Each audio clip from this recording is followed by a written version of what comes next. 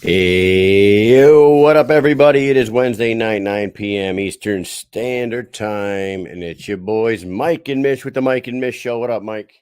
Yo, what is up, Kyle? What is up, everybody in the comments? Welcome back to the greatest show Welcome in bare back. knuckle, baby. What is Hey, going on? guys, you want to hear something crazy? Mike and I haven't seen or talked to each other in probably since last show, probably, right? Since last Pretty show. damn close. It's been a busy week, a busy week. Let's see. I had to go to some class I did for the military. I just became supervisor. How about Yeah. that? I accepted a supervisor position at work. That was cool. I started that job on Monday. 2 birthday parties this past weekend, one for my It's, daughter and one for a friend. Mike, did And you go to 18th work? coming up. Did you go to work on Monday listening to Eye of the Tiger, but singing that? You know, one day that I would become supervisor. Supervisor. Yep. Yeah, We look at did. fucking Mike over there supervising troops. Uh-huh. Hey, it's been a hell of a busy week, Not and bragging. not bragging, but you know what I did today, real quick before we get into the show? I had to run I had to help with an ACFT, which is the Army Combat Fitness Test, and Oh, I nice. had the pleasure in my 23 years in the military. I'm still humping shit around, dude. I had to help load Humping shit around, huh? like 30, 40 fucking 45-pound plates into the bed of a ram, like about 40 fucking 40-pound kettlebells, the hex bars on and off the truck today. I feel like I'm gonna die. And then I went and coached my little league team to a semifinals victory. We are in the Nice. championship game Monday. The The boys, championship. yeah, the boys played their asses off today. We Man. won 13-3, and it was a good game. We are, Wow. dude. To be honest with you, Kicking ass. we have outscored our opponents this year. 93 plus 13, 106-36. Whoa. Oh my God. Little League? Little League. Yeah. Sorry, guys. Damn. Sorry, opponents, but we're trying to raise winners around here. Let's shout out our sponsors real quick because we have a huge show for everybody that's already in the Yes, chat. yes, We yes. got two legends, two bona fide legends in the world of mixed martial arts and combat sports. Chris Lights Out Lytle and King Mo the Wall are coming on in a second. We're going to talk some bare knuckle. We're going to talk all kinds of shit. But first, we got to shout out our sponsors. We are, as always, brought to you by Bucked Up.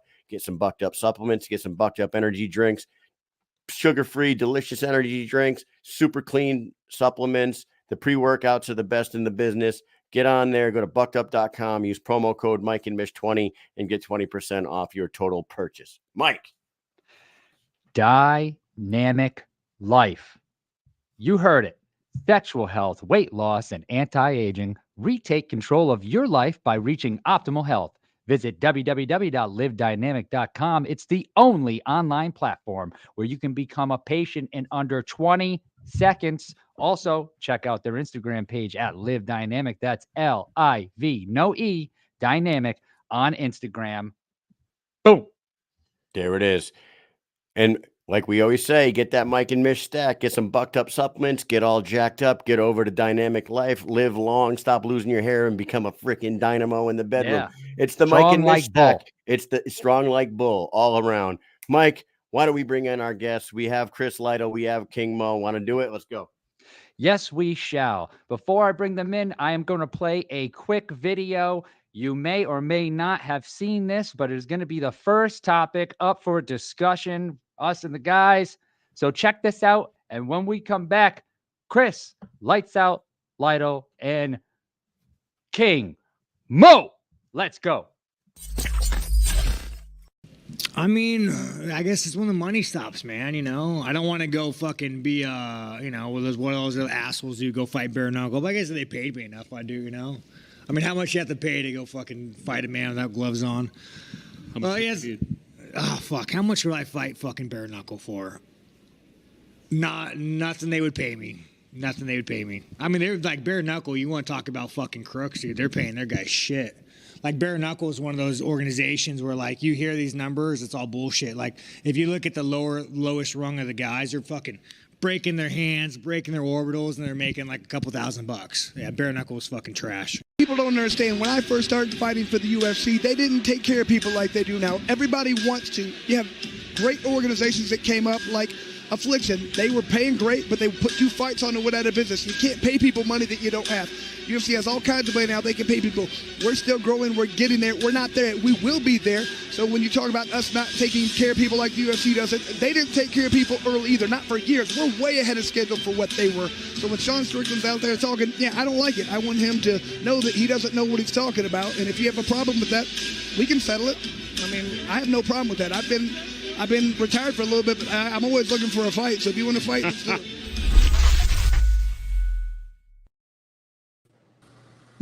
All right.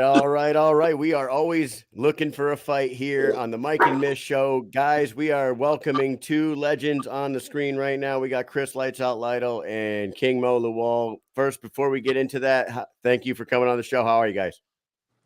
I'm doing great, man. First of all, thanks, Mike and Mish. King Mo, honored to be here with you, brother. Thank you. I talked to you in a while, so it's good to see your face, man. Likewise, man. I'm feeling good, man.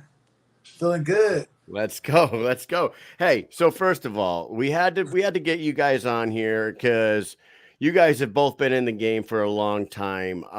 Chris, you fought for the UFC for a long time. King Mo, you fought for every other top competing company in the mixed martial arts world. I'll start with you, Chris. You did address it right there, but now that you rewatch that back, like what's rattling through your brain on Wednesday after re-seeing those things? Well, that night was the first night I really saw what was being said, so I was extremely pissed off and just in a bad mood about it. The more I'm thinking about it, I'm like, people are just ignorant and they don't. When you don't do history, when you don't look back at where things came from, you have no reference, no understanding. So I shouldn't be mad about it. It's just ignorance. But, it's real easy for people, especially like the UFC. They talk about what they do for people. We have this regulation. We have that. You sold for $4 billion many years ago. You're a multi-billion-dollar company. It's easy to take care of people. You weren't doing that when I was fighting, when I first started fighting at all. Things were different, They talk. I remember every fight I would go to back, early days. Everybody would go to the hospital afterwards. You fight might be 30 seconds long. Everybody was going to the hospital. I hurt my arm, my back, my knee. They weren't hurt. They were hurt from their camp. Nobody got taken care of. But the UFC, I understood it now. When I look back, they were $40 million in debt, and I'm asking for more money. I'm only getting paid a couple grand to fight. But I understand it now. Now they look at the whole business aspect, and I understand if they paid me what I wanted or took care of fighters, the organization wouldn't exist. I understand that. Other people don't. There's like, you need to be paying more. That you can't pay people money you don't have, or you go out of business. We're trying to develop something. So when people say stuff like that, it pisses me off. But I have to just take a step back and go, they don't know what they're talking about. You ain't gonna educate everybody, Chris. Don't worry about it. So. Just me being mad and being shitty about it, but it is what it is. Now, King Mo, Mike did some research in this, and he has some startling statistics. But before we get Mike to drop some truth bombs on everybody here, King Mo, what do you think when you hear a guy like Strickland, who isn't in the BKFC, isn't involved in the BKFC, and being a guy that you are, that's been through so many different organizations as well. What were your thoughts when you heard what he said? Nothing. Talk is cheap. So I equate it to this, right? Let's say I wanted to be an Olympic track runner, and I first started going through small track events. You just can't become an Olympic champion off the bat. It takes time to build and grow. You just can't start and instantly become what you want to be. You have to work at it. You have to build, you have to grow. There will be trials and tribulations, but eventually, once you get your act together, you get your shit going, you get to where you need to be. And Eddie Alvarez had a great comeback. People are making money. People are doing good in this. And look, I'm going to say it like this, right? UFC 302 was garbage. outside of Dustin Poirier and Islam. Now, I'm not gonna Sean Strickland came to fight. Paul Costa didn't really come to fight, but it's hard to be boring in 2 minutes. You know what I'm saying? It's hard to be boring when you can't take somebody down and lay on them and push them against the cage or pull guard. You have to use these and your feet and your head moving, parrying. You have to use the sweet science with some grappling, some stand-up dirty boxing. That's what people came to see. Even when the UFC first started, Tank Abbott was famous because he came in through them things. The people that are the most famous and the most entertaining people were those like Scott Smith and Robbie Lawler that came in through those things. So picture this: take away the grappling, take away the kickboxing, and just have two guys fighting in the square circle, 2-minute rounds. How can that be boring? That's a sprint. Yeah. No one wants to see a Absolutely. marathon. We want to see sprints. Hell yeah. Mike, go ahead. Guys, got to check this out. This is pretty good stuff. So because of this, right? I heard that, and I take offense to it too, because I do love this sport. I've been, Chris, you know, and Mo, if you've been following too, like we have been covering this sport for a while, and we love this sport. The first time we went to an event was Knucklemania 1, and that's when we first got to see bare knuckle live. And at that moment, we looked at each other and we were like, "Holy shit, this is awesome! This is it. Yeah. This can be bigger than basically most things." And yes, UFC is huge, but for the casual fan who wants to go and watch a really entertaining fight, like this is where it's at. Everyone can watch it. People like us who love every combat sport and can watch everything. Like I can sit there and watch UFC the other night.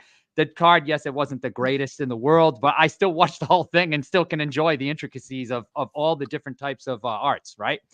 So anyways, I sort of took offense to that. And I started looking into, you know, Sean and his past, where he came from and when he started fighting. And Sean Strickland did start fighting back in 2008 for King of the Cage, right? So I don't know how much he got paid for any of those, but I did look into what he got paid for UFC. And the first event that he fought for UFC was back in 2014, and he fought Bubba McDaniel. So if we go back to 1993,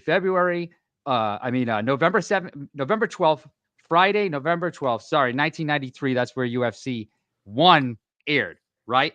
So 21 years after UFC started is when Sean Strickland had his first fight for UFC, and he got paid $10,000 for show and $10,000 win bonus, because that's, remember, they used to do that. If you won, then you'd get your win bonus, right? And he did win, so he did get that 10. But if he didn't win, he would have went home with $10,000. That's 21 years into the UFC's reign over combat sports, right? But that's not the only thing. So I wanted to know, who were their sponsors at that time? Who sponsored UFC? Well, let's see. Corn Nuts, Air Force, Bud Light, Harley Davidson, Zions, Toyo Tires, Metro PCS, and Alienware PC. Those are all major, major sponsors. The UFC was also on Fox. At that, they had already signed with Fox, and they were worth $3.5 billion in 2014. So bare knuckle has just hit their 6th birthday. They had to deal with, so they become, their first event's 2018 in Wyoming. And then just a couple years later, what happens? COVID happens. So a growing company that's barely even started to get off the ground, one that a lot of people are right off the jump, like looking at and going, barbaric sport, not going to take it, not going to allow it. No state wants to do. They're doing the same thing that they did to MMA. Now everybody is doing that to bare knuckle. They got to deal with COVID, and they got to break through COVID. So basically, they started 3 years ago and started getting all these states. When we went to Knucklemania, so I'll bring it back to that, I don't think there was more than, I might be wrong on this, but it seemed like there was 700-800 people. And there were so many spaces in that building because of COVID. You couldn't sit more than 4 seats, next to each other. And yeah, so from there to here, what they're doing, I don't know how he can say that they're a garbage company, because I know personally some of what some people get paid. We know what the stars get paid. And I know what some of the only bare knuckle guys get paid, like Joe Elmore, that's been around for a little while. I know what he gets paid. I've heard it from him. And we know some of the, newer guys, maybe they have one fight in BKFC. If they get $2,000, 2,500, what should they get? Should they be getting 10,000 at 6 years? Come on, let's be real. Well, let me make one comment right here. I fought in the first time UFC. I can't remember if it was 28 or 29, but the year 2000. So the UFC been around right about 7 years. 500 I got paid $500. So, you know, we're about the same time, maybe a little bit less time, and then it's like not even close to how fast we're moving. We're doing what we can, but we're not going to go out of business, like I said, like an affliction, because we're paying people what they quote unquote deserve. You have to pay what you can, and that's what all you can do at this point. You know, we are going to get there. I have no doubt in my mind. Look how fast we're going, but you can't make. I mean, the guys who are brand new on the card, they're not bringing people in. You can't pay them that kind of money. You know, like I'm hopeful Mr. King Mo might want to come have a little fight with us, and you know, we'll pay him better. I promise. You know what I mean? So, well, man, I got two things, right? So, look, in MMA, well, actually, let me start. Sean Strickland was talking in media, and I believe that's around the time of this fight. So you're going to say everything you can to top up your organization. So I expect that. Two, okay, guys are getting paid $2,500, but you're fighting for about a total of 10 minutes. Of that 10 minutes, you get a 1 minute break in between. So you're doing 10 minutes of work, 4 minutes of rest. In MMA, it's 15 minutes of work, 3 minutes, actually 2 minutes of rest. In the title fight, it's 25 minutes of work. You got 4 minutes of rest. So, I mean, like, what would you rather get paid for? You know, I mean, in bare knuckle, you might get, you know, some cuts. You might get knocked out, broken jaw. In MMA, head kick, knee, elbow, knee to chest, leg kick. Look at Anderson Silva. I ain't seen no Anderson Silva leg breaks in BKFC. So I mean, like, the risk of injury is a lot higher in MMA. So I understand they got paid $10,000 for their first show, 10 to 10, but the risk of injury is a lot. Put like this, bare knuckle is a lot safer than MMA. Plain and simple, it's much safer. Granted, the superficial scarring and cuts might look bad, but hey, I'd rather deal with cuts than deal with head kick slurs. You know, getting head kicked and slurry. You know, I'd rather deal with the cuts than getting kneed in the face and, you know, slammed and ground and pounded. Come on, man. King Mo, like, I've done pro boxing. I had 15 pro boxing matches, you know, and I've done a lot of MMA fights. I think boxing's, for your brain, it's the worst thing out there. I think I've had 100 fights, maybe one concussion. Boxing match, you know, it was a boxing match. And all my favorite boxers, I guarantee all your favorite boxers, they all got brain damage. They're all not doing good. It scares me. That's what scares me about you got Conor, you got, Ngannou coming out and doing boxing. You're going to get all these MMA guys who think I can come out and do boxing. They're going to get their brains rattled, man. It's not going to be good. That's the worst thing for your head. So that's what scares me. I think bare knuckles is safer. Like I said, none of this stuff is safe.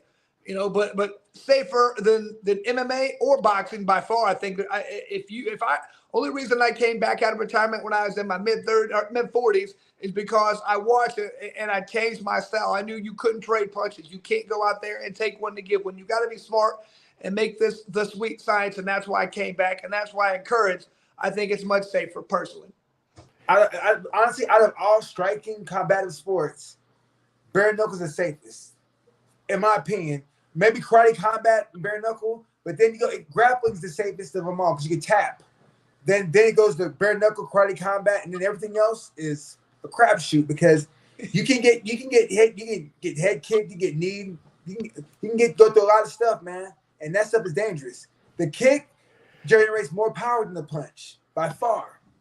When Dr. Muzi was on this show, we brought him on to talk about injuries and stuff like that. And one of the analogies that he gave us was, have you ever tried to punch a football through a goalpost? And I was like, wait, what? And he was like, well, try to punch one through. You're never getting that thing through. You can be 10 yards away from it. It's not going to go through, but you can kick it from like 50 yards if you're a kicker.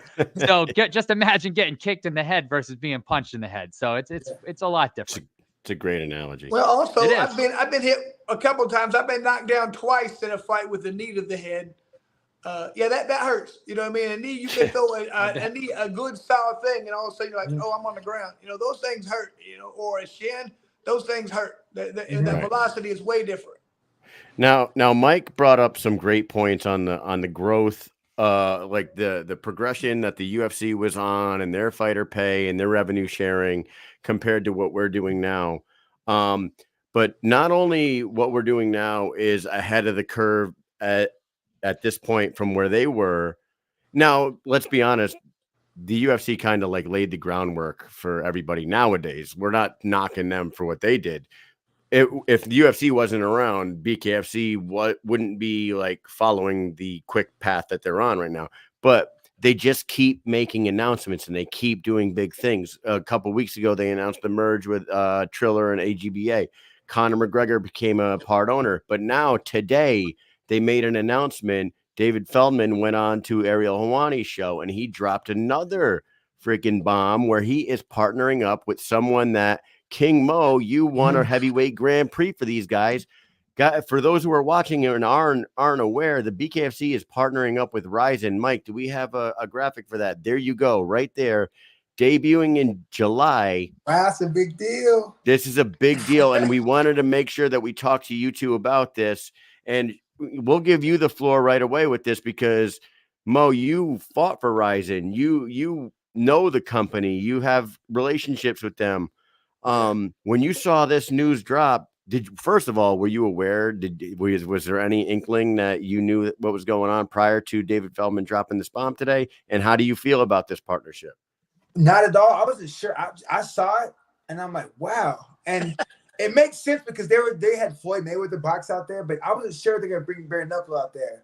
But the fact that they're bringing bare knuckle BKFC to Japan, that's the best crowd to fight in front of is the Japanese crowd, and man, like, that's really big, man, because now it's showing the expansion of BKFC. The growth is like Thailand. They have a footprint in Asia now. Now, once you hit Asia, you got Oceania. It's right there. You got Europe. Now, all we need to do is hit up South America and Africa. It's a done deal. Hey, we've been talking to both those people. We almost put a fight on in South America already, and we've been talking to people in South Africa. That is going to happen. We're putting fights on in Bulgaria, which have been phenomenal. Those have been good ones, and this just helps.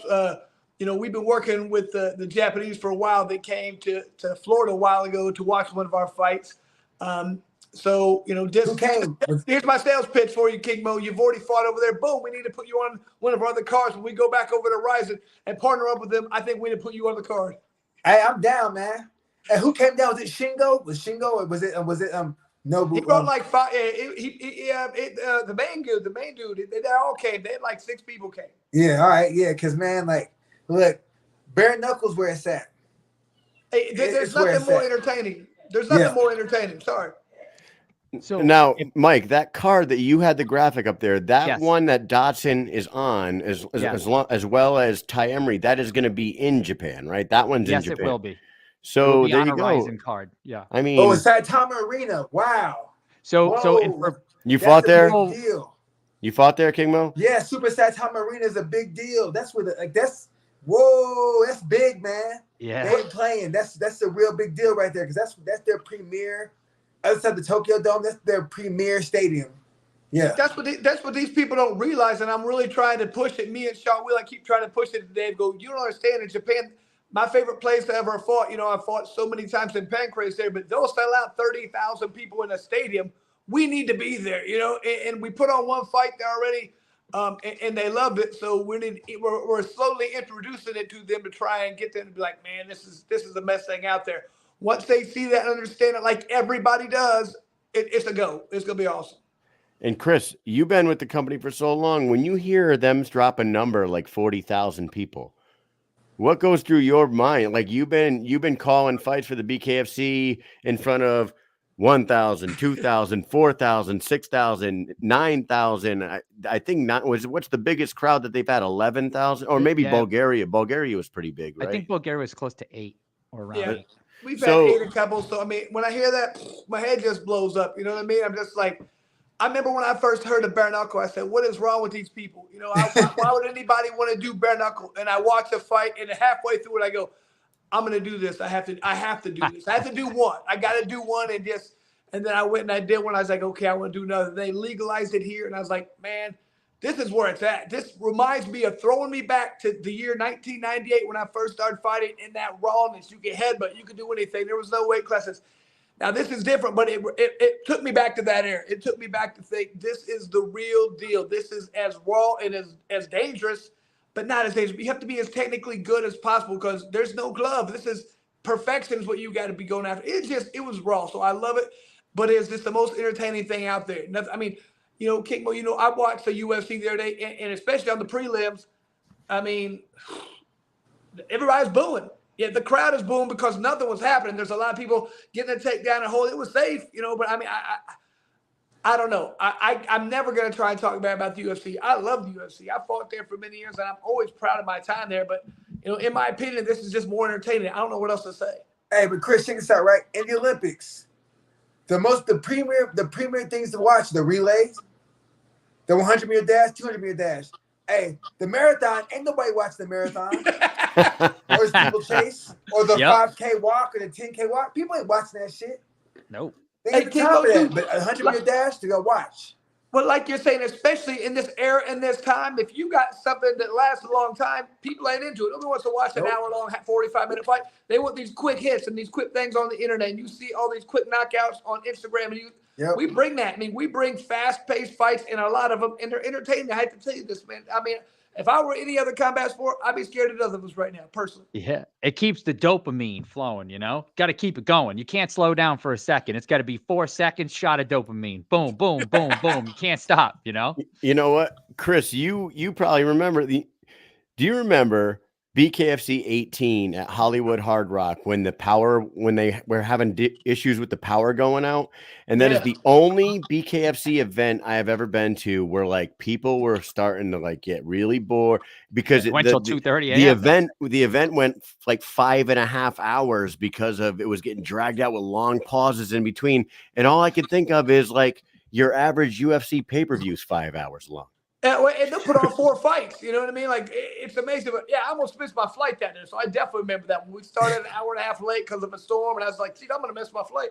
But yeah, I mean, it is such a rarity that we have, any kind of downtime like that. Now, this last fight in Denver, it was funny. We had a problem with someone had an asthma attack. And so they couldn't start the thing on time because the ambulance was out doing something else. So we had to fill for like the first 20 minutes. Luckily, me and Sean can talk an hour if you want us to, so it wasn't that big of a deal. But, man, these fights, we boom, boom, boom, one after the other. We don't have big, long pauses usually. We don't have – if you want to see action, we got the answer for you. I love it. Hey, now, quick question. Go ahead. Well, that lady, I forgot, I'm going blanking her name, the one that's the announcing. Hopefully, she's announcing the names. In Japan? Lynn Hart. In the red corner. Yeah. She's phenomenal. Hopefully. She did Ariel Helwani's like opening theme, right? That lady? Yeah, Lynn Hart. And so I'm hoping she's announced to call the names out for BKFC because she's doing that. That's going to make the show. And, man, they'll understand. Ryzen creates a show going up the elevator thing and then the fire, man, everything, just the pageantry. Speaking of pageantry, I went on Tapology just before the show. Mo, you might have the best picture on Tapology I've ever seen. Your picture on Tapology is you with like 4 or 5 chicks scantily clad walking down with smoke in the background, fire coming out. They're dressed in black and red. I guess it was like a devil theme or something. What was that? What was that fight? Man, I think that was in Sengoku. I'm not sure. I think it's Sengoku, man. In Japan. How Japan does things. Japan, look, I'm gonna tell you this. If Japan, if they could bring this, I don't know. If the fights in America can be held in Japan, like with the pageantry and the fights they've been having here, it's gonna be like the fight. I don't know if y'all watched the Queensberry 5vs5, the Matchroom versus Queensberry boxing match, 5vs5 duel meet. It's gonna be like it's 5v5. When they switch out 1-on-1, like they have 5 people, but they keep switching out. They had or they fight 5-on-5. They had Matchroom boxing, had 5 boxers, and they had a duel meet pretty much between 2 boxing promotions. That was probably one of the best boxing cards I've ever seen in Saudi Arabia. But if BKFC can entertain the masses in Japan with the pageantry, that would be the show of the year. There'll be nothing topping that. There'll be nothing topping that, hands down. Nothing at all. Nothing. I don't care which. Look, nothing. I'm telling y'all, because Chris, you know what it's like in Japan. but they don't. The people don't know. The fans, the fighters don't know. And when BKFC hits Rising, it's a wrap. I'm telling you, it's a wrap. It's gonna be a whole different show, man. Man, Wow. especially agreed. But we have some people. They have some good walkouts. You know, what I mean but Japan blows it up bigger than anybody I've ever seen. So I'm gonna tell these people and say you better bring your A game when it comes to that walkout. You know, whatever that is, you want to stay in Japan. You want to create some buzz. You have that good walkout, and people will be like, their head's gonna blow up. And they'll be like, they get it and they love it, and it'll be perfect. That's exactly what I want to introduce. I'm trying to build superstars. That's all I want to do. Is it And the then one thing promotion? about Japan, if they're quiet, that means they're watching. If they're talking, that means you're fighting shit. They say that, don't they say that about professional wrestling as well? I've heard people say that like pro wrestling in Japan is different than in America, where like in America, the crowds are like crazy and they got signs and they act all insane. But in Japan, they stay silent, right? They're dead silent until something big happens. Then something big happens, they cheer, and then they go back to being silent again. I've heard that before. That's true. I'm telling you, BKFC, they'll be quiet as a fucking mouse. You ain't gonna hear you'll be able to hear this. You're gonna hear you're gonna hear people breathing. You're gonna hear the coaches. You're gonna hear the punches landed, and the Japan fans will be like this. Wasn't that always weird when you in there and fighting and you can hear your coaches perfectly because you listen to the tape and you can hear you guys breathing heavy. It's like you never hear that in America, but I mean, all of a sudden they'll start to get you an arm bar and you hear and then they'll get out and they'll clap and then they go quiet again. They're so educated, they know what's going on and they appreciate the art, and I love it over there because when you go over there, it's not all about winning and losing. You go out there and you show that Bushido spirit, that fighting spirit, and they love you. Doesn't mean here, I think it's win at all costs, and if you don't win, you suck and nobody likes you. But I mean, there you can just be a fighter and they like it. So I love the attitude over in Japan. Yeah. So that event is booked for, I think was it July 29th? July 28th. So earlier they did mention July 29th. So I think it's 28th here, 29th. Is it the time difference? Maybe? Okay. So let me ask you this. Let me ask you, Chris. You know the roster better than anybody. If you were going to be able to add a few of our homegrown, some of our like built up superstars that we have on the roster over here in America that we've been showcasing, and you could throw them onto that Japan card and showcase them in front of 40,000 in Japan. Lorenzo Hunt comes right to mind because his walkouts are so entertaining and he's so entertaining. I don't know if his arm's good by July 28th, 29th, but he would be great over there. Do you know of any other fighters off the top of your head that you're like, oh yeah, I would like to see them perform in front of the Japanese crowd? Unfortunately, we're only getting two this time. They're trying to introduce the sport slowly. So I know this is it. That's all they're having. That's it right now. Yeah, they're having their guy. I can't remember the guy who fought for us. I can't remember the guy's name though, but he already fought bare knuckle once. He fought Justin Martinez, the guy Martinez, the Japanese guy. I can't remember his name, but he's going to fight. Shinotsuka. Yeah, Shinotsuka. He's fighting for us again on the 12th in Pachanga, California. Okay. So against Kerry Caprio. So we're trying. I mean, that guy looked phenomenal in his debut.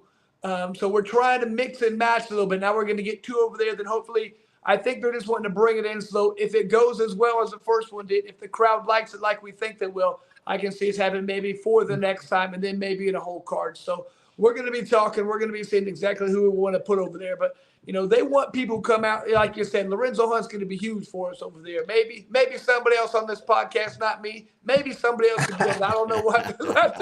You spilled the beans. It's going to be, Mo, not me. Oh, man. Well, you know what? We had Mo on 2 weeks ago, and I named a few people, Chris. I named pretty much 5 of the top dogs, and Mo was all about it. He said, Lorenzo, I might have to put a little size on to fight a guy like Lorenzo. That's a bad man. Listen, there are a bunch of BKFC is full of some bad motherfuckers, man. I cannot lie. There's some bad motherfuckers in BKFC. Oh yeah, some bad motherfuckers. For real. Man, I love it. We have my favorites. We got guys who will get hit, they'll be bleeding, they'll get knocked out, and they get right back up and win. I don't see that in many other sports. You don't see people getting dropped like that. And I mean, two people get opposite guys getting dropped in the same round and coming back. I'm just like, absolutely love it. But we have some dogs out there. We got people. You better bring a baseball bat if you want to put them down, because they're not gonna stop. And that's what I love about it, man. I'm like, this dude is tough as nails. And we got him all over the place. I mean, that's what I want to see in a fight. I want to see somebody get hurt and overcome adversity. I don't want to see the best guy in the world always. That's cool, but he better be able to get up when he's hurt. And if we have that, boy, that makes it fun to watch. Blood and guts. Yeah, exactly. I love it, man. I love it. Hey, there was an event this past weekend. I know Chris was there. King Mo, did you watch the Denver fights at all? And Chris, do you want to speak on those at all? Because Sawyer DP looked good in that main event. What was the big heavyweight? Sayers had like a 5-second knockout. Lumumba, he fought all over the place. Lumumba, oh my God, yeah. Lumumba Sayers. Christina Chris is just a scrappy little strawweight. I mean, there's a lot to talk about there. What we won't talk about the whole card, but like, what impressed you the most off of this card, Chris? Well, I mean, the first time I'll talk in generalities, man. I got to talk to all the fighters at the meeting. You know, they got done. You know, they were getting ready to fight, and I was like, "Look, man, please do me one favor. I hate hearing from fighters afterwards saying, 'Oh, I won that fight and I lost the decision. You guys as judges suck.' I said, well, first of all, they're the commission judges. I have nothing to do with them. And second of all, don't ever go to the decision. I've lost 5 split decisions, and I thought I won them all. So don't go to if you come out here and try and win a decision and you lose a decision, I ain't got nothing to tell you. Sorry, you know, go out there and try and take this person out. You take him out, there's no question. And everybody did that. Everybody came to fight. None of them went past the 4th round. So that was amazing. You talked about Sawyer DP. He's the guy, the one fight I know he lost, he came out and he took on like 6 days notice, and he fought Yuli Diaz and he almost knocked him out. That dude's just getting better and better. He hadn't lost in a couple of years. He's going to be a problem for a lot of people in that weight class. And my favorite thing, he came out and said, I don't even know who has the belt, but whoever does, I want it. I like that guy. He don't care. He's just coming to fight you. He worries about what he does. But yeah, the girls came to fight. Everybody came to fight that night, man. We had a lot of people put on some wars. You know, Zeb Vincent, that guy, his first fight didn't look real good. He was lost about 30 pounds since. And dude just put it on, just worked the entire time. Looked like he could have done that for 5 rounds. But, I mean, that's a grueling, tiring pace. And he weaponized pace and won. There's so many good fights. So everybody brought it. And I had to give a little thank you to everybody. I did a little Instagram post. If you were on that card and you came, thank you, because that's what I want every time. If you come to fight like that, win, lose, or draw, I will put you on every time. It was a great card. And Career showed his ass too, because like I remember him fighting MMA, and I saw a dramatic difference in his hands now compared to when he was in MMA. You know, he was primarily a grappler at one point, and he fought Austin Vanderbilt for it. You know what I'm saying? Like, you know, his hands weren't nearly as good as they are now. When I watched him in this fight, he looked sharp. Man, he looked sharp, man. He got better his last 2 fights too. Like the first fight just took him in to get used to, but that was the best he's looked. I mean, he's understanding range. He's dedicated. We're getting guys who are just dedicated to bare knuckle, and when they're doing that, they're totally getting the range and the distance and how to head movement. Understand you can't get hit. He's hit, don't get hit. I mean, I love it. He said first, fast. I can't remember what like, and last. You know, he knew he wanted to get in there and get out and not say. He's looking phenomenal. I can't wait to see him progress. Yeah. It's a science behind it, man. You have to evolve, because if you watch the earlier bare knuckle compared to now, there's a definite science behind it. Now you're seeing boxers now like before. I felt like if you're a boxer, you could do something, but now you have to understand how to work in their clinch, you just can't use your boxing. You have to be able to dirty box, avoid certain underhooks in certain positions, collar ties. You have to be able to work out of every position now. You know, this is a real conversation that I had today with a female soldier from the Connecticut Army National Guard. She comes up to me. She's like, "Hey, Matt Sarn." She's like, "I was listening to a podcast the other day, and I can't remember what the name of the podcast was." She goes, "And there was this bare knuckle guy on it." She goes, he was like this old school bare knuckle fighter. And like, he was talking about like how a lot of people don't know that there's like a real science behind this. I go, "Was it Bobby Gunn?" And she goes, "That's who it was." I go, "Yes, Bobby Gunn." I was like, "Bobby Gunn just had a book release." She goes, "Oh my God, you know him?" I'm like, "Yeah." I'm like, it was one of those funny moments where like, took a picture with him in California, and he like was, but she was like, I had no idea that there was so much involved in bare knuckle fighting. Like, I don't follow the sport, but I just hear it and I think it's got to be disgusting. But this was like, she goes, this was like the most interesting conversation I think I've ever heard. And he was talking about how you can't just wing punches or you're going to break your hands. You need to pick your shots and you need to do it right. And he was like 73-0. And I'm like, look at you. You get this now. You listen to this podcast. I thought that was very cool that like some female that does not watch the sport at all heard Bobby Gunn talk about exactly what King Mo was just talking about. And now she's interested. That's pretty awesome, right? Education. You know what's neat? When we were in Canada, we had one of the guys, and he was from Ireland, and he was a coach. And he started talking about, he's a gypsy. And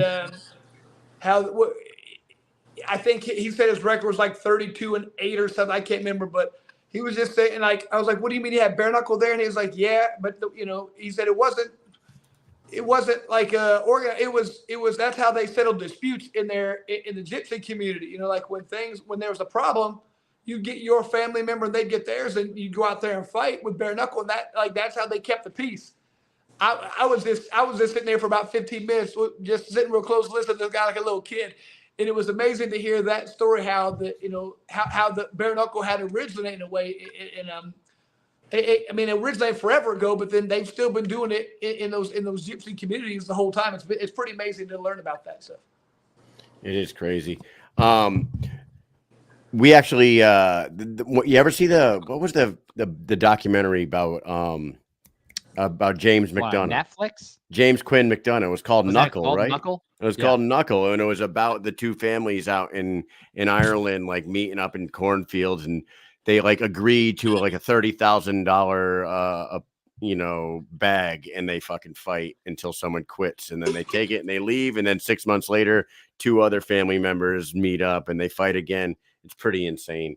Moving on from that, I wanted to ask you guys, and we won't keep you all night. We're gonna ask you a couple more things, but Conor McGregor is a co-owner of the BKFC now, and we've all talked about this, but there's a lot of news with Conor going on right now, and I don't know how much you guys are following this thing.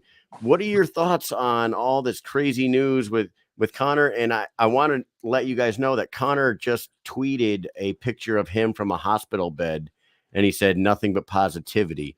So do you guys know anything about what's going on here, Chris, with one of the new co-owners? Like, are you guys worried that Conor and Michael Chandler aren't going to throw down June 29th? Oh, I mean, I've heard that, he just said he's not doing any more media. So I don't know if it goes there. Then I've heard he might have failed a drug test. I have no idea what's going on. I just hope that he's able to go out there and perform if that's what he wants to do. The hype around him is real. He brings it every time, and he puts on a great show. He puts on a spectacle. I just hope he's able to do that. I'm not sure. I didn't know he was in a hospital bed or whatever you said. I have no idea. The picture looks like he's in like a doctor's bed, and he's like got his hands back, and he's smiling with no shirt on. He's probably trolling us. He's probably trolling all of us. That's what I'm hoping. That's what I'm hoping. That I'm not doing any media making what. You think so, King? Yeah, because think about this, right? Like, everybody's like, man, Michael Chandler's about to get starched. No one's giving Michael Chandler a shot. But with these antics, people might be having doubts, and they might be like, you know what? Maybe this might be a closer fight than we expected. Yeah. I definitely got to tune in now because, man, Conor doesn't seem focused. He's usually focused. Michael Chandler's crazy. He comes out, he brings every fight. So maybe a focused Michael Chandler versus an unfocused Conor McGregor might bring fireworks. It might be a closer fight than expected. Let me tune in. So I think that's what's happening. You know what, King Mo? I think you're right, because if you're not going to post pictures of you out at a club dancing with your, hey, we out partying. You're trying to do something there. There's always a thought. He's not stupid. There's a method behind his madness. He's trying to do something, and that makes more sense than anything, King Mo. You're probably right. He's conning us because his name is Conor. In his name, yep. That's a good. I think that is pretty good, though. I have to say, King Mo, that is. Is he taking a page out of Ryan Garcia's book? Like, it makes sense. Like, obviously, he's already got the highest gate now, right? Once again, they're saying 20 million gate. That's insane. So they're not worried about the money so much as maybe they're just worried about people paying attention because of the fact that they might think like, he's just gonna beat the shit out of Chandler, maybe. And oh yeah, look at me, he might be hurt. Let's see what's going on here. Yeah, I get it. That's good. I like that. Fucking brilliant. I'm gonna be Yeah. tuning in. Hey, I'm always tuning in. See? Hey, Mike. Work.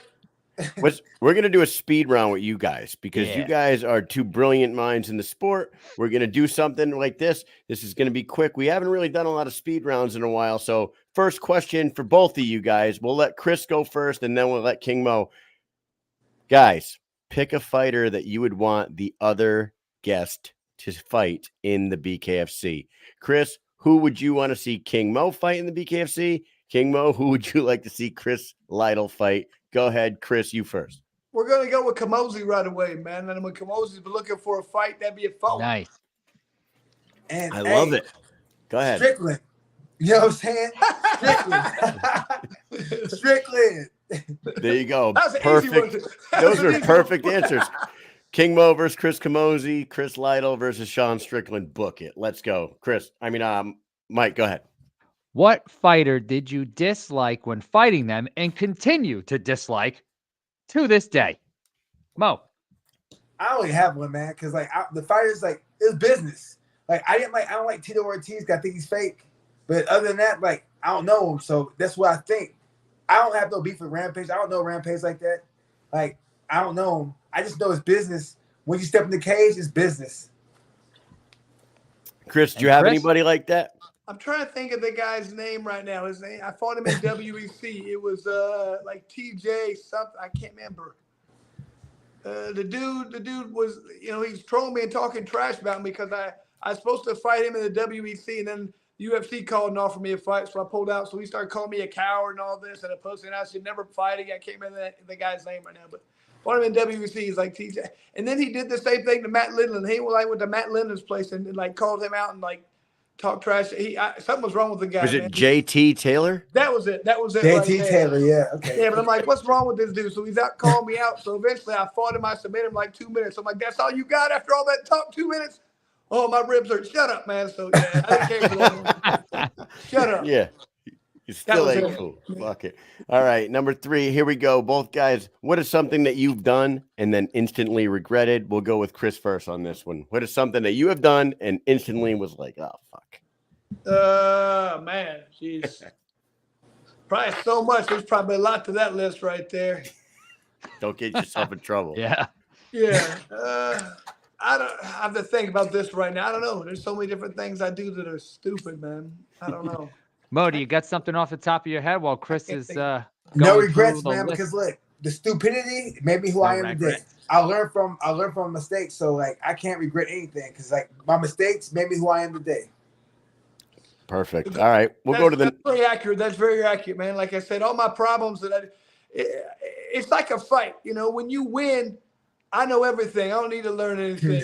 So if in my life, if things are going right, I don't need to worry about it. But when I mess up, then I sit back and I reflect, and I do that type of stuff a lot. I'll sit back and I'll try and analyze. The older I get, especially, I analyze why things are going the way they are. And that was the best thing ever happened to me when I totally took responsibility and said, okay, this is my fault. What did I do, and what should I do better? But I wouldn't know that if I hadn't made a mistake. So I like what he's saying. Everything's a learning experience, as they say. You know what I'm saying? All right, number 4. Who is on your combat sports Mount Rushmore? We might have asked you this in the past, Chris, but we could not remember. So who's on your combat sports Mount Rushmore? Mo, you go first. Ali. I got to put Sammy Schilt on there because Sammy Schilt was one of the greatest combat fighters that I could like. Sammy Schilt's amazing combat fighter. I put Buvasa Satiev as a wrestler because he was a great wrestler. And then probably Bruce Lee or Chuck Norris. Bruce Lee, most likely Bruce Lee. Beautiful. Chris, what do you got? Combat sports Mount Rushmore. Those are good, man, right there. I'm going to go with probably Anderson Silva from the MMA era because I don't care if anybody says there was about an 8-year period where that dude was untouchable by anybody, man. He was probably about as good as I've seen in there. So man, that guy was good. You know, and I'm gonna have to steal one of his. Ali, you know, everybody always, you know, talks about his losses and how great he was or he wasn't. And would he beat Mike Tyson? I thought, man, if they fought in their prime, he smokes them. A lot of people don't realize all the fights they really remember from Ali, those were past his prime. When you look at the videos that are in the black and white, that was when he was in his prime. After he, you know, lost his title and got suspended for 3 years and came back and he was a little fatter, a little slower, and had those wars. Those were the fights they remember, but he was past his prime. In his prime, that dude was untouchable. That guy was so much fun to watch, man. So phenomenal. So you have to really go back and look at that for his day when he was just absolutely the best. So. I just lost one. That's only 2, Chris. You need 2 more. 2, yeah. Oh, 2 more. Geez, 2 more. Man. Wow. I'm gonna go with GSP because, you know, I think it's I've never seen a guy get that good at wrestling who wasn't a wrestler, but I mean, that made his game complete. He was hard to do anything too. He was extremely smart, extremely intelligent, and just hard to deal with it anyway, man. You know who Mike's Mount Rushmore is? It's Chael Sonnen, and Chael Sonnen. And who else? Wrestling gangster. That's it. That's it, baby. That is it. Now when it held comes every to like belt, talking, you know. for sure. He sold a fight better than anybody He in is the great. world, man. I'm not. Yeah. No, obviously we were joking, but Chael is great. All right, hey, and we have one fan question. Joe Ivy from the comments section has asked, "What is each of your post weigh-in meal go to? What is it?" Go ahead. Depends where I'm at. McDonald's sometimes. You're not a sushi guy or whatever, Or like I need buffalo wings, you know. I see whatever, man. McDonald's is good. So it's not McDonald's, some ice cream, something like that. Doesn't matter. Oh. I was a pasta guy. I try to find like an Italian restaurant and just eat, like load up on that type of stuff, man. That's what I always went with. Try to get enough carb load. I don't know if that's really real, nothing like that, but that seemed like what I craved. That's what I wanted. So, Speaking of food, what were you gonna say, Kyle? Mike and I, when we were in Birmingham, we went out to dinner with Mike Richmond and his team after weigh-ins, right? And we go in there, and Mike Richmond and his team are over here, and Mike and I are sitting with them, and we're eating. And right over there is Lorenzo Hunt and his guys. Who knew that years later they were going to end up fighting each other? But they're both like mashing tons of sushi and stuff. And I'm like, and Mike and I are like, is sushi like the best thing to eat the night before you fight someone? Like, what if you get some bad raw fish and you end up fucking sick as hell? Like, aren't you really rolling the dice here? That's like one of the only foods. That's like one of the only foods that people like get sick from often that I know about. Like, oh, I ate fish and you get super sick. Like I was thinking, like, what if one of them gets sick? You know, this is crazy. And obviously they weren't fighting each other that night, but the next day. But still, you know, that's when we met Crystal Pittman in person on that trip too. And actually, you know what, Chris? That's when we met you for the first time. You were with Kevin Smith, and there was a Irish bar. pub. Yeah, there was like a little Irish pub across the street from the hotel. We went in there. It was still COVID time, so everyone's wearing a mask. We walked up to Kevin. Originally thought we were fighters. Not me. Thought I was a manager probably or something. She probably thought Kyle was a fighter. Kevin asked me if I needed a scale. He was like, "You need a scale?" I was like, "What do I need a scale for?" We don't sell drugs, man. What are you talking about? So like he goes, "Hey, get some beers and then come and sit with me over here. I'm with my buddy." And he doesn't say who his buddy is because clearly it doesn't matter to him. So like he turned around. I'm like, is he sitting with Chris Lytle over there?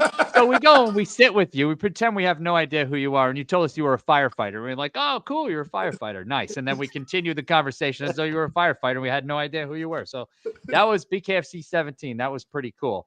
I was going to say in Kansas, right? Little quick story because we were talking about food. Crumble cookies. It's the first time I ever went and had a crumble cookie. I think a lot of us, I think it was all of us. We went there and Chris, you treated us all to crumble cookies. You bought like a dozen of cookies and I got them. And I got to tell you, you got me in trouble with my wife. It's all your fault. Because I went upstairs. I had the cookie. I put it away. We all went out, did our thing, came back. I called my wife, Stephanie. I was like, oh, and she's like, what do you eat? And I was like, oh, this big cookie. It had like blueberry on the top of it, some cream on the outside. And I show her, she's like, is that a crumble cookie? And I was like, yeah, it is a crumble cookie. And she was like, you need to bring some of those home. I want crumble cookies so bad. I see them all because we didn't have them around here at the time. And I was like, oh, yeah, I'll bring them home. Guess what? I didn't bring any home. Hey, that's on you. I got in big trouble. Yeah. How's that? You saw the crumble. You started it. You started. If you never bought me a crumble cookies, it never would have happened. You got to buy more for him, man. Come on. What kind of husband are you? Oh, horrible. Man. Now there's one right up the road. So See, just hold off and you'll get what you want. Now that wait should have made it better for her. You know what I mean? Anticipation. that's right. Delayed gratification. That's right. Hey, Yeah, Kevin. nothing Hey, like shout out to Kevin Smith's in the comments right now. He's on his road back to recovery from a little bit of a health scare, and we love you, Yes. Kev. He says love you and miss you guys. So hey, Love you, Kev. we've had you guys on here for an Listen, hour. buddy. We talked about a lot of things. We talked about Sean Strickland and Rising and Japan and King Mo fighting for the BKFC and all kinds of stuff. We don't want to keep you any longer. We'll each give you the floor for one last word, and then we'll let you both go. Chris, you can have the floor. Hey, just want to thank everybody for paying attention. This is a great sport. It's a sport I love. Sport I want to do so much to help grow. I just want people to see it. Once they see it for the first time, they're going to understand. They're going to like it. That's what happened to me. So please just keep paying attention. Push the word. Anybody who hasn't watched it, say something's wrong with you. You're going to love this. This is the most entertaining thing out there. And hey, just hopefully one of these days here soon, I'll be, doing my commentary. King Mo with a great first round knockout, overhand right. Oh my God. Hey, There you go. Now, Mo, you have the floor. You can go ahead. Tell us when you're going to fight for the BKFC and finish up here. Hey, shout out to my boy Jay Davis, aka Duck Dynasty. Shout out to BKFC, bare knuckle fighting. Period. You know what I'm saying? And everyone out there doing something positive. Y'all tune in for BKFC. They're on the rise, man. There you go. Too easy. Enough said right there. Mike, you got anything else for these guys? Thank you both so much for coming on. Loved having you guys on. I knew this was going to be a great conversation. I just knew it. So, man, can't wait to see Mo in the squared circle. Can't wait to see Chris come out of retirement and fight Sean Strickland. That's going to happen. We know that. Can't wait. Lots of big things in the future for BKFC. Everybody else, thanks for watching. Guys, we'll be letting you go in just a second. And when we come back, we'll chit chat and talk about a few other things. Thanks, guys. And everybody, take a look at this. Later, fellas. Is it on? Here. Mike, if you're watching this, just a message from the boys at BKFC. Jay, keep up the good work, buddy. Keep it up. We're all watching. I can't think. I want to go get the pizza. Yeah, where's that pizza? Yeah, fuck you, Mike. Actually, fuck you. Fuck you, Mike. Keith the Rockstar Richardson, Bantamweight World Champ. You're taking enough of a break from watching porn to watch the Mike and Mish show. That's right. We did take a break. You took enough of a break. I love Yeah. the An hour the and 3 Keith- minutes off. I'm trying to get back to it. Yeah. I think we're supposed to call it corn now. I think it's terms of service. You can't say PORN. You got to say CORN just to throw it in. Can't mess with the terms of service, Kyle. Hey, man, it was great having those two on here tonight, huh? And what a freaking yeah. conversation that was. Fantastic. I love it. Fantastic. I think it's Go ahead. only a matter of time before we hear some fight news with King Mo. I really do. know. I think he's all in. I think he's fired up to fight. And I think when guys like Chris Lytle are saying, I cannot wait to call a King Mo BKFC fight, I think that even makes it even more of a reality. I think it's going to happen, Mike. Yeah. It's gonna definitely happen. It is definitely gonna happen. I just know it's gonna happen. You know what I mean? Just when you have that feeling, you can feel it. I mean, the guy's saying it. It's gonna happen. And you know what? And Lytle, when we asked him the question of, match him up with somebody, he said, I think the second name out of all the names that I listed off last week, I said Lorenzo, Chris Camozzi, Mike Richmond, Mike Perry, Dave Mundell, and Mundell. Gegard Mousasi. Those were the last ones. And Mousasi's obviously a free agent. I just threw him in there, and that'd be an interesting fight. But Lorenzo and Chris Camozzi were the first two names I named. And when Lytle had a chance to say who he'd like to see him fight, he said Chris Camozzi. I loved it. That's a good call. Fuck Yeah, that is man. a good call. I like that. That would be a good fight.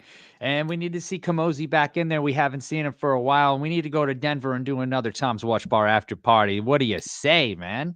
I freaking can't agree. I couldn't agree more, dude. We're on a long break right now from live events, and we won't disclose. We will not disclose the location, but Mike and I are back on the road in August, and we already know we are back on the road in August. That is not public knowledge. That is not public knowledge where we're going yet, but you will hear soon enough. In August is going to be awesome. All right, so we have something to give away for those of you that are here right now with us. You might not know. Some people watching now have heard about this already. I do have a few copies of this, so we can give more of these away on another day. But our good friend, Russ Maxim, who runs the Extreme BKFC fans page, which I will bring their logo up right now, actually, while I talk. Hey, wait, I thought I had it on here. Possibly. Nope, I don't. But anyways, we all know Russ. I don't have it on here because I cleaned out our stuff. I got to reload it up. But here's the thing.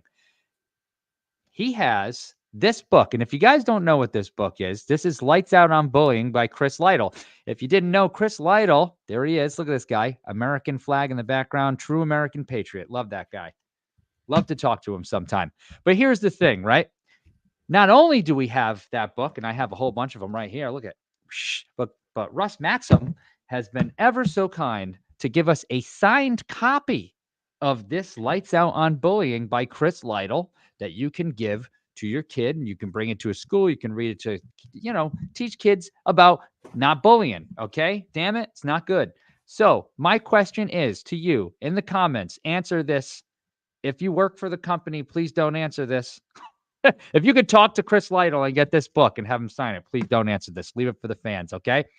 Who is the first person that Chris Lytle beat in BKFC?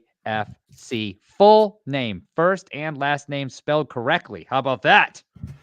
How about those cookies? You get a signed I think I know the Lights answer. Out on Bullying by Chris Lytle. Yeah, look, it's got a... I think I know the answer, and I think he's on one of the posters behind me. There he is. Yeah, it's a poster right behind you. Yeah, it is. Yeah, is that a Knucklemania 1 poster? Yeah, he's. I think he's on. I think he he's is on there. that. So, I took a pretty cool picture of him, actually.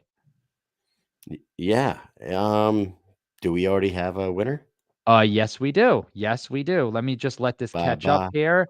Let it catch up. Okay, so yes, we do. And the person who came in is an avid watcher of the show and has won a few things in the past.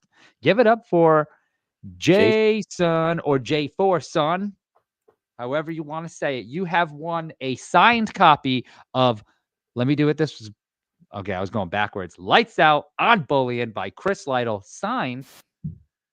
Thanks, Maxim. So thanks, Russ. He is in the comments. Russ is in the comments right now. So thank him. That man is a goddamn saint. He is a goddamn saint. Yeah. I got a show for us tomorrow, Mike. I got a show for us. I do. We're gonna have 3 guests come on tomorrow night. Guess where? I gotta get up at 4. I don't know, about 5 o'clock, 4:45 tomorrow morning, so I can go shoot like 5 hours. Yeah, so I can go shoot. I can go. Pew, pew, pew, oh, M4s or no? M17s, dude. Yeah, the M17s. Yeah, the new pistol. It's fucking dope. Oh, okay, nice. But so I got to wrap the show up pretty quick here, so I can get a couple of hours of sleep. But we do have a show tomorrow night. 3 triple header again. Justin Ibarola, Joy Boy himself. He's coming on. He's going to start off the show. Then we're going to have the returning Dave Simpson, who's going to be fighting soon. I think they're both of those guys are fighting. Actually, I think all 3 fighters are on the June 21st card. I could be wrong, but the third guest of the evening will be Brett Fields. So we're going to have Justin Ibarola, Dave Simpson, and Brett Field tomorrow night. And if I am correct, they are all fighting on that June 21st card. Ooh, that's pretty cool. We're gonna get to talking to some fighters tomorrow. And Patrick M. Brady, a guest. Do I know Patrick M. Brady, Mike? Yes. We do? Yes, we do. Of course we do. Didn't we just talk to him? We did? In Connecticut? Yes, you interviewed him in Connecticut, didn't you? That's You having a brain fart right now? No, yeah. That was Patrick Brady. Oh my God. Well, yeah. Okay. Yes, if that's who the heavyweight, we're talking about the heavyweight, the fucking big dude. Oh, that's what I thought at first. Yeah. Yeah. Yeah. He's tall. Yeah. Absolutely. Is that not who? You had a brain fart and you brain farted me back? Yeah, no, yeah. I just returned fire on the brain fart, you motherfucker. He said who's been hit more, me or you? Yeah. Well, you know what? I do have a couple. I got a good handful of concussions in my life, dude. I actually told this to Mike, and he was like, "No, I don't hear it." I said, you almost talked me into like thinking I was wrong somehow. Yeah. By not like every once in a while, he doesn't know, and then maybe I'm wrong. No. Dude, every once in a while, I'll like go back and I'll be like, I gotta re-listen to a segment of our show. I gotta listen to a segment of our show. I gotta remember something that we talked about, and then I'll be listening to myself, and I'll be like, I sound drunk a little bit, but I'm not. I haven't. There's no booze involved. So is it the concussions? Am I a little punch drunk? I don't know what's going on here. No. The answer, Pat Brady, is yes, absolutely. We will have you on as soon as possible. Not tomorrow night, but let's get together. Hit us up on Instagram. Right? Absolutely. We'd love to talk to him on here. Message us on Instagram, Mike and Mish Show, please. Hey, we'll set it up. Tonight was fucking awesome. Tonight was awesome, and we're gonna be having Mo on more and more often. He's very interested and loves the sport and likes to chop it up. So shout out to King Mo for coming on again. Chris Lytle, it's always a fucking pleasure. Give away my mats. It's mats. Yeah, Ben. I have his mats. I have the pictures. We'll come up with some questions. We'll have to give them away. We'll do that. We gotta plan for it, man. Big Ben. We can't just do everything you want us. You can't just do everything you want us to do all the time. Okay, stop bullying us. You're not the fucking boss. Oh, Cyrus Fee's in the comments. What's Ben? Up? Lights out on bullying, Ben. Yeah, knock it off. But yeah, we do. He has the Knuckle Mania 4 full card. Those are the big ones. Are we talking big ones or like they're pretty big? These are pretty big because there's Ben's legs in that picture, so they look like the big ones to me. So we like have the big floor ones. Oh no! No, these are like maybe the medium-sized ones. Like the little bigger than a mouse pad type one. Yes. Yep. So KM4 main and co-main, and also a AC Slater, Brian Soshia mat. Look at the Brian Soshia mat. So tomorrow we'll come up with 3 questions. If you're watching tomorrow, you can win those mats, courtesy of Billboard Mats and our pal Big Ben, -1% owner of the Look at Big Ben. Shout out to Denver BKFC 41. Beck Rollins' t-shirt, dude. That's right. That was it. Don't bully me. I was just looking at. I think I have that. I have that video, right? The transition that you made with the Pornhub. I'm loading it up right now. Yeah, let's do that. The one that everybody was, for some reason this happens all the time. And I know that on the Bare Knuckle show, it's become a segment of theirs to take things that Chris Lytle says, or anybody really, but it's usually Chris Lytle because he talks all the time. And he says, if they give you the body, take the body. If they're giving you head, take the head, But here's the thing. This is in Denver. This is all from Denver. Let's watch this.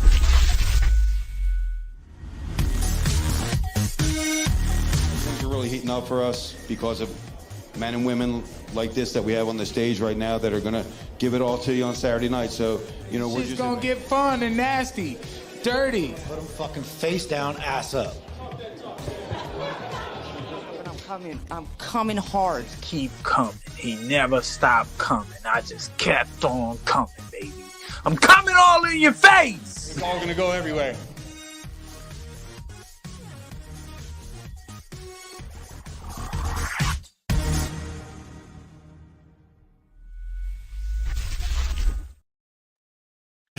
Mosey, it's all gonna go everywhere. It's going everywhere. So it's all. I think that's a good one to go out on. Yep, that was great. Hey, shout out before we go tonight. Shout out to my boys. I told you guys at the beginning of the show, I got home 20 minutes before the show. My little league team just keeps killing it. They keep getting better, and we're gonna do great Monday. So shout out to those boys for hustling. They're hustlers, man. They're 4 kids got beamed tonight in the game. 3 of them were in the fucking head. Oh, that's not nice. Dude, three hit by pitches off the dome, and all 3 of those kids just freaking hustled it down the first. Thank God for those batting helmets, man. Those things are all right, man. And of course, our sponsors, Bucked Up. Go to buckedup.com, use promo code Mike and Mish, get 20% off. And Dynamic Life. You got to get over to Dynamic Life. You got to get over to their website or to their Instagram at Live Dynamic and become a patient in under 20 seconds.